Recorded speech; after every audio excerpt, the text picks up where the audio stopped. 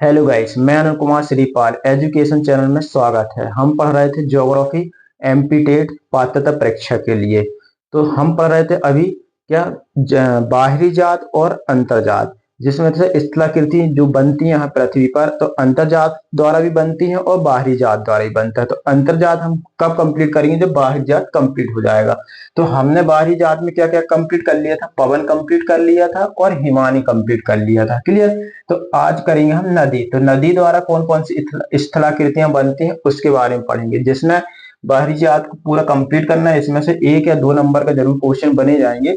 तो पवन जिसने नहीं पढ़ा है तो पवन के बारे में प्ले लिस्ट में जाना, वहां पर चैनल के, तो वहां पर देख सकते हो। और हिमानी के बारे में भी देख सकते हो कि हिमानी द्वारा कौन कौन सी स्थलाकृतियां बनती हैं। अब पढ़ेंगे आज हम नदी।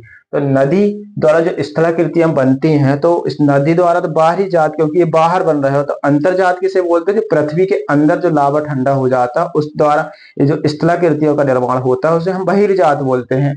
तो अंतर्जात बोलते हैं। बहिर्जात जो होता है जो बाहर बनती है। क्लियर हुआ।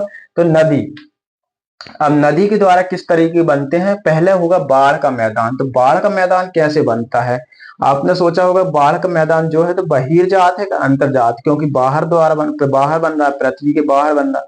तो इससे याद रखना हमको कि पृथ्वी के अंदर जो स्थलाकृतियां बनती हैं, पृथ्वी के अंदर जो लावा ठंडा होगा स्थलाकृतियां बनती है उसे अंतर्जात बल कहते हैं। और जो बाहर बनती है पृथ्वी को उसको बाह्यजात बल कहते हैं। क्लियर है। तो नदी जो है तो बाहर बनाएगी स्थलाकृतियां। तो बाढ़ का मैदान है वो किस तरीके से बनता है? क्लियर। तो बाढ़ का मैदान जो है तो जब नदी क्या होती है, पहाड़ क्षेत्र से जब ऊपर से गिरती है और मैदानी क्षेत्र में जब जाती है, और मैदानी क्षेत्र में जब जाकर क्या करती है, वहां पर निक्षेपण कर देती है। निक्षेपण मतलब यह है कि ऊपर पहाड़ से क्या करती है, जब उसका वो होता है, तो उद्गम होता है जब जब वो आती है, और जब आने के बाद ऊपर से गिरती है तो ऊपर से बहुत तेज गिरती है, तो वो अब क्या करती है, वहां से कंकड़ पत्थर का क्या करती है, अपरदन करती है। मतलब जो साथ में बहा कर लेके आने आती है कंकड़ पत्थर रेत, तो उसको क्या बोलते हैं? जो पहाड़ों घिसते हुए लेके आएगी उसको क्या बोलेंगे? अपरदन बोलेंगे। और जहां पर किसी स्थान पर छोड़ देती है उसको क्या बोलते हैं? निक्षेपण।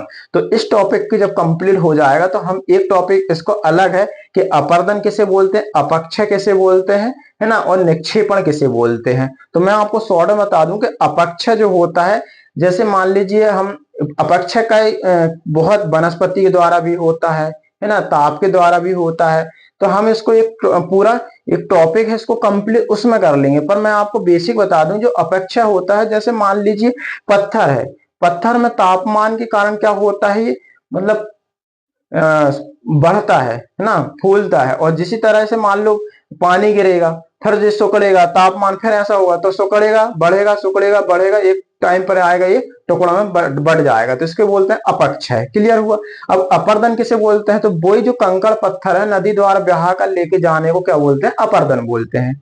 क्लियर हुआ। अब निक्षेपण जो है तो उन्हीं पत्थर कंकड़ को एक जगह जो समतल है, नदी जो बहाव में नहीं है या बिल्कुल समतल जगह पर है, तो क्या करेगी, नदी आगे तक नहीं ले जाएगी, तो वो क्या कर देगी, निक्षेपण कर देगी। क्लियर। तो उसी से क्या बनते हैं, मैदान बनते हैं। तो बाढ़ के मैदान समझ गए आप, कि जहां पर नदी जो ऊपर से कंकड़ पत्थर बहा कर लेके आती है और समतल स्थान पर क्या करती है, वहां पर छोड़ने को ही क्या बोलते हैं, निक्षेपण कर देती है, जिससे क्या बनते हैं, बाढ़ के मैदान बनते हैं। क्लियर है। तो बाढ़ के मैदान तो इससे लगा लोगे आप, क्योंकि बाढ़ ही आ रहा है तो नदी द्वारा होता है, ये आराम से लगा लोगे कि बाढ़ का मैदान क्या होता है और कैसे। तो यहां से क्वेश्चन ये बनेगा कि बाढ़ का मैदान किस किस स्थलाकृति, तो नदी स्थलाकृति, ये आराम से लगा लो अगर आएगा। हाँ, तो मैंने आपको बताया था कि हिमानी द्वारा जो आकृति बनती है वो किस कैसी बनती है, जो यू आकार की आकृति है, जो स्थलाकृति है, वो कहां पर बनती है? मैंने आपको पिछली क्लास में बताया था कि यू आकार की जो स्थलाकृति बनती है, आकृति बनती है, वो कहां पर? हिमानी में बनती है। क्लियर है। तो ये कहां पर बनती है? हिमानी बनती है, यू आकार की। अब मैंने आपको बताया था उसके बाद कि वी आकार की आकृति और यू आकार की आकृति में क्या करते हैं, कंफ्यूजन हो जाते हैं। तो यहाँ पर वी आकार की आकृति जो होती है, वी आकार की घाटी और यू आकार की घाटी, हमने यू आकार की घाटी तो पढ़ चुके हैं कि अगर आ जाए कि यू आकार की आकृति कहां पर बनती है, तो कहां पर बनती है, हिमानी क्षेत्र में बनती है। अगर वही क्वेश्चन पूछ लिया जाए कि यू आकार की घाटी कहां पर बनती है, तो यू आकार की घाटी कहां पर बनती है, ये नदी में बनती है। क्लियर है। तो इसमें कंफ्यूज नहीं होना। एक बार मैं और रिपीट कर देता हूं कि यू आकार की जो घाटी है वो हिमानी क्षेत्र पर बनती है, और वी आकार की जो घाटी बनती है वो कहां पर बनती है, नदी में बनती है। क्लियर है। तो यहां पर मैं आपको, यहां पर जैसे मान लीजिए पहाड़ है, एक ऊंचा लंबवत पहाड़ है, मतलब लंबा पहाड़ है, और लंबवत पहाड़ बीच में से क्या करती है, नदी काटते हुए जाती है। जब काटते हुए जाएगी इस तरीके, मान लीजिए पहाड़ है और यहां से नदी काटती हुई जाएगी, और यहां पर भी काटते हुए क्या करेगी, इस तरीके की आकृति बना देगी, और यहां से काटते हुए वो चली जाएगी, और यहां पर क्या करेगी, वो इस तरीके की दो पहाड़ों के बीच में से छोटा सा रास्ता बनाकर आगे बह जाएगी या चली जाएगी। तो क्या करेगी, एक पहाड़ ये हो गया और एक पहाड़ ये हो गया, तो इसे गार्ज भी बोलते हैं। क्लियर। गार्ज आ जाए या भी आकार की घाटी आ जाए तो किस स्थलाकृति द्वारा बनाई जाती है, किसके द्वारा बनाई जाती है, तो नदी द्वारा। तो गार्ज आ जाए कि गार्ज जो है वो किसके द्वारा बनाया जाता है, तो नदियों द्वारा बनाया जाता है। अगर इसी का उल्टा पूछ लिया जाए कि वी आकार की घाटी कहां पर बनती है, तो कहां पर बनती है, ये भी नदियों द्वारा बनती है। अगर पूछ लिया जाए कि यू आकार की घाटी कहां बनती है, तो हिमानी क्षेत्र में बनती है। कहां पर, हिमानी में बनती है ना, हिमानी क्षेत्र पर। इस चीजों को याद रखना तीनों को, क्योंकि गार्ज अगर पूछ लिया जाए तो गार्ज में कंफ्यूजन नहीं होना। तो क्या है, जब एक पहाड़ होता है और पहाड़ में से बीच में से नदी काटते हुए गुजरती है, और एक पहाड़ इस साइड और एक पहाड़ इस साइड हो जाता है, और बीच में से अपना रास्ता बनाकर आगे चली जाती है, जिससे वी आकार की घाटी बनती है, और उसे हम गार्ज भी कहते हैं। तो हमारा क्या हुआ, वी आकार की घाटी भी क्लियर हो गया। क्लियर है। अब इसके बाद जलप्रपात किसे बोलते हैं और क्षिप्रिका किसे बोलते हैं। जलप्रपात आप लोगों ने देखा होगा, जब ऊपर से पहाड़ से पानी गिरता है और एक धुआं टाइप का बनाता है, जिसको बोलते हैं धुआंधार या धुआंधार, इस टाइप को बोलते हैं ना। तो ऊपर से जो पहाड़ से क्या करता है, पानी गिरता है, तो उसको हम क्या बोलते हैं, जलप्रपात। तो इसमें से अगर पूछा जाएगा कि जलप्रपात या क्षिप्रा कैसे बोलते हैं, तो जलप्रपात आपसे तो नहीं पूछा जाएगा, पर क्षिप्रिका जरूर पूछा जाएगा कि क्षिप्रिका जो है कैसी स्थलाकृति है। तो आपको बताना कि ये नदियों द्वारा बनाया जाता है। जो क्षिप्रिका वो जलप्रपात भी नदियों द्वारा, तो एक ही नाम है, चाहे जलप्रपात आ जाए चाहे क्षिप्रिका आ जाए, तो आपको क्या लगाना है, नदी लगाना है। क्लियर, कि नदियों द्वारा बनाया जाता है और ये बाहरी जात है। क्लियर। तो एक पहाड़ जो है, और पहाड़ से ऊपर से क्या है, पानी गिरता है और धुंध टाइप का बनाता है, उसको हम जलप्रपात बोलते हैं, या क्या होता है, उसे क्षिप्रिका भी बोलते हैं। तो क्षिप्रिका आ जाए या जलप्रपात आ जाए, तो इसको आप लोग कंफ्यूज मत होना, क्योंकि जलप्रपात और क्षिप्रिका एक ही होती है। एक बार और मैं रिपीट कर देता हूं, जैसे ये पहाड़ है, क्लियर है, तो ये पहाड़ से यहां से नदी आएगी और यहां से ऊपर से यहां पर गिरेगी, तो इसको हम क्या बोलते हैं, जलप्रपात। क्लियर। और इस टाइप के ये धुंध बनाएगी, है ना। अगर जबलपुर में देखा होगा, भेड़ाघाट के पास एक धुआंधार है, तो धुआंधार में इस तरीके का जलप्रपात हमको मिलता है। जो जबलपुर के प्रॉपर होंगे तो वहां पर देखे होंगे कि जलप्रपात कैसे बनता है। क्लियर। तो धुआंधार का एक उदाहरण है कि धुआंधार में जो जलप्रपात बनता है, ऊपर से एक पानी गिरता है और नीचे से क्या धुंध टाइप का बनता है, जिसे हम जलप्रपात कहते हैं, क्षिप्रिका कहते हैं। दो में से एक आ जाए तो दोनों, आप कंफ्यूज नहीं होना, चाहे जलप्रपात आ जाए चाहे क्षिप्रिका आ जाए। क्लियर हुआ। हमारा क्षिप्रिका भी कंप्लीट हो गया। अब इसके बाद जो हमारा है तटबंध। अब तटबंध क्या होता है, जब नदी बहती है, और नदी जब बहती हुई जाती है, तो वो क्या करती है, साइड में दोनों तटों में, मतलब दोनों साइडों में क्या करती है, मिट्टी का निक्षेपण करती जाती है ना। अपर्दन आप समझ गए कि मिट्टी को लेकर आकर और वो छोड़ने को क्या बोलते हैं, निक्षेपण बोलते हैं। क्लियर हुआ। अब वो क्या करते हैं, अपने दोनों तटों पर क्या करती है, मिट्टी को निक्षेपण कर देती है, और एक वो तट बन जाता है। तो इस साइड भी तट बन जाएगा और इस साइड भी तट बन जाएगा, दोनों साइड तट बन जाता है, जिसको बोलते हैं तटबंध। क्लियर है। मान लीजिए नदी आ रही है और ये नदी है। क्लियर। अब इसका जो ये वाला भाग जो है और ये वाला जो भाग है, अब वो नदी जो है यहां से क्या करेगी, मान लीजिए यहाँ भी पहाड़ है, यहाँ भी पहाड़ है, और यहाँ भी पहाड़ है, और यहाँ भी पहाड़ है, तो इनको यहाँ से काटते हुए लेके आएगी, और यहाँ जो मिट्टी होगी, जो भी मिट्टी होगी, यहाँ पर क्या करेगी, निक्षेपण कर देगी, और यहाँ भी क्या करेगी, कुछ निक्षेपण कर देगी, और यहाँ पर क्या होगा, ये एक तटबंध इस साइड बन जाएगा, इस साइड एक तटबंध, इस साइड बन, जो इस साइड जो निक्षेपण की उसने तट साइड, और एक साइड इस साइड, तो इसको बोलते हैं तटबंध। क्लियर हुआ। जो हमारा कंप्लीट हो गया। तो तटबंध भी आप समझ गए होंगे कि तटबंध किसे बोलते हैं, है ना। तो हमारा तटबंध भी कंप्लीट हो गया, जलप्रपात भी कंप्लीट हो गया, बाढ़ का मैदान किसे कहते हैं, ये भी कंप्लीट हो गया, है ना।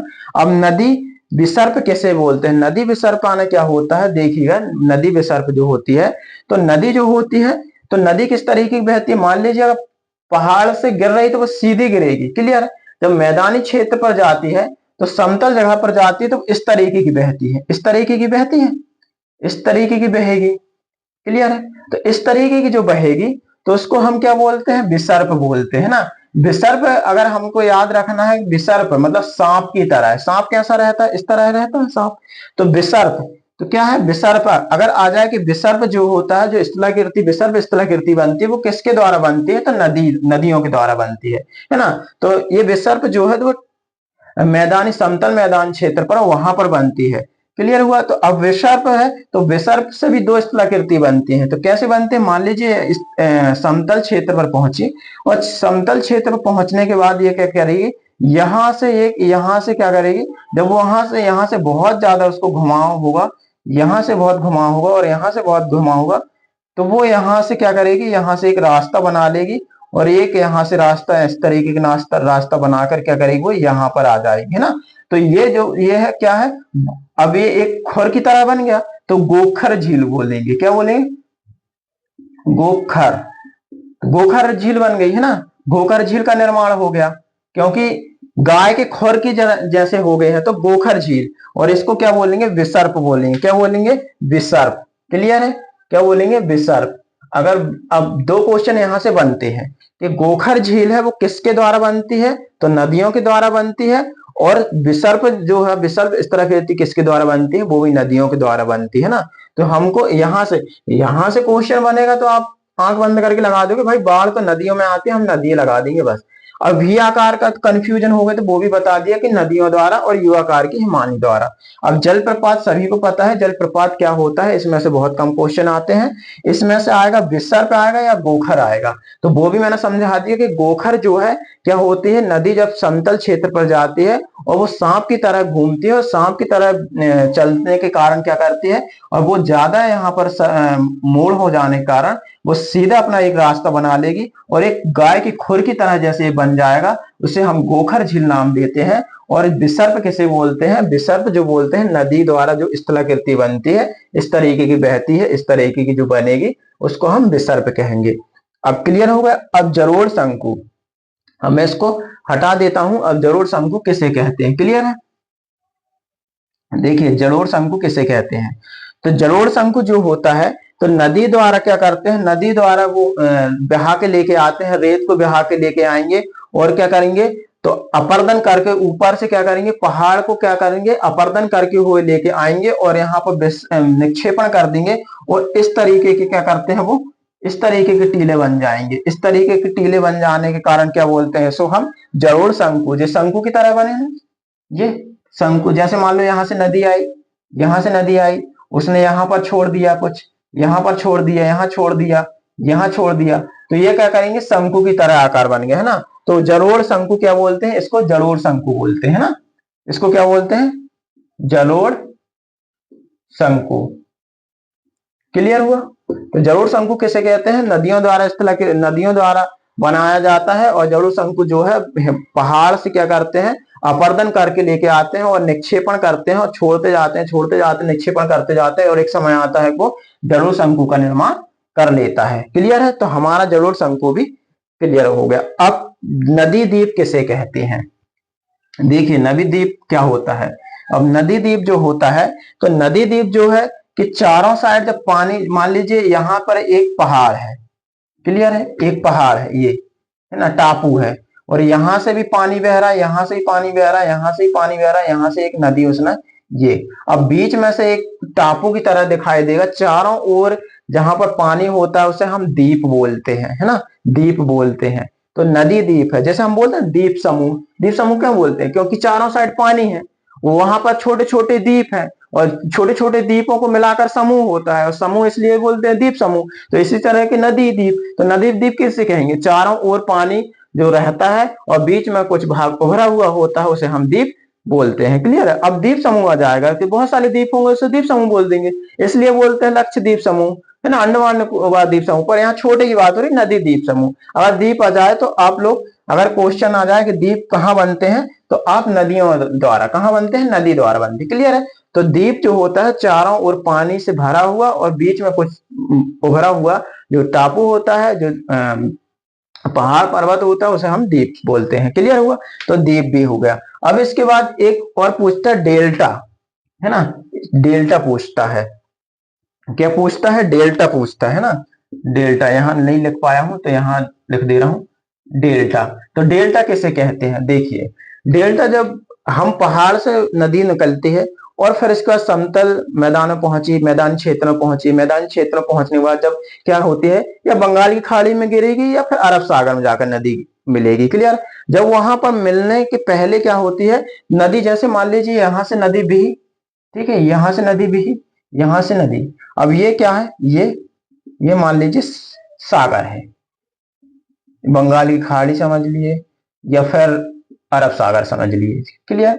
अब यहां पर नदी बह के आई, तो कुछ नदी यहां से बह गई। क्लियर। कुछ यहां से बही और कुछ यहां से बह गई। क्लियर है।